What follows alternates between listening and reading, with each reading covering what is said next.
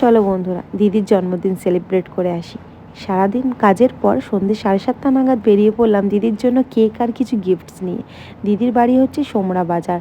আর একটা বান্ধবী আর একটা বান্ধবী দুজনে এসে দিদির জন্য এই সুন্দর ডেকোরেশনটা করেছে।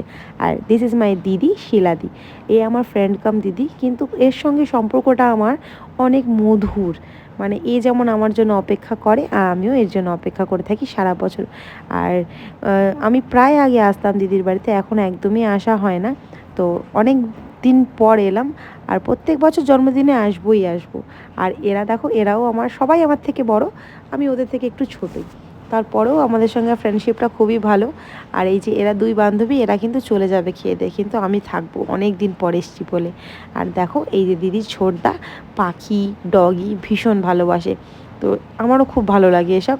তো সেই জন্য তোমাদের সাথে শেয়ার করলাম। আর দেখো মনসা মায়ের মন্দির।